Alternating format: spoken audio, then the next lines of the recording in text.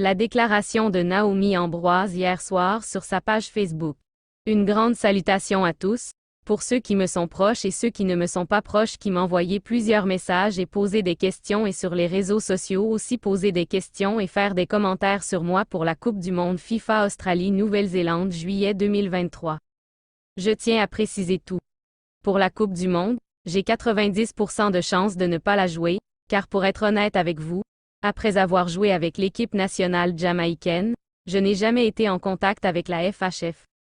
J'ai toujours en contact avec l'entraîneur principal de l'équipe nationale Nicolas Delépine.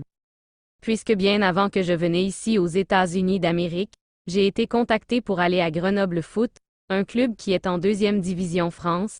Le problème de l'insécurité du pays et quand l'ambassade de France m'a envoyé en Haïti ambassade de France, c'était trop en retard pour le rendez-vous pour le visa. Je ne pourrais pas y aller selon les règles du marché des transferts en France. Mais certains de mes amis, mes proches et le coach m'ont également conseillé d'essayer de prendre rendez-vous pour le visa Schengen aux États-Unis. C'est arrivé et j'ai obtenu un rendez-vous pour le visa dès que j'ai pu pas y aller en France. Malheureusement, je n'ai pas réussi à obtenir un visa auprès de l'ambassade de France aux États-Unis. La première chose, ce sont les papiers que je devais avoir. Ni moi ni le coach savaient un certain nombre de choses, car moi aussi je n'ai pas trouvé quelqu'un de la FHF qui était affecté à ça.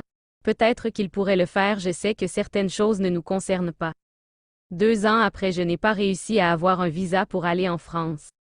Ma famille et moi étions un meilleur choix, c'est de rester ici aux États-Unis que de retourner en Haïti à cause de ce qui se passait et continue de se passer.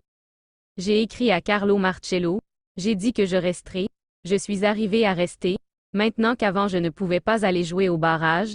Beaucoup de gens savent que depuis que vous êtes arrivé aux États-Unis ou dans tous les pays qui n'est pas votre pays puisque vous n'avez pas de résidence et d'autres documents qui recommandent que vous êtes légal, et vous devenez illégal et vous ne pouvez pas voyager. Après avoir obtenu mon statut temporaire, j'ai fait tout mon possible pour obtenir les documents de voyage, les documents de travail et la sécurité sociale aux États-Unis, ce qui signifie que je peux voyager sauf les pays européens. Je dois avoir un visa Schengen ou leur propre visa. Et si et seulement si j'avais un passeport américain, je pouvais voyager sans visa. Pour être honnête, le coach à côté de moi était toujours en contact avec moi. Il m'a demandé d'envoyer une photo de mon passeport même si j'avais un retard pour mon passeport. Il a mis en contact avec un agent. Il a dit qu'il travaillait avec lui. J'ai envoyé une photo de mon passeport et tous les documents nécessaires pour le rendez-vous de visa de l'ambassade de Suisse. Après quelques jours, il m'a dit que j'étais en retard. J'attends toujours le coach car il dit qu'il attend un rendez-vous pour le visa Schengen. Je ne sais pas ce qu'il a fait exactement, mais cette semaine, il a dit qu'il n'a toujours pas reçu de réponse. Pour que je joue la Coupe du Monde.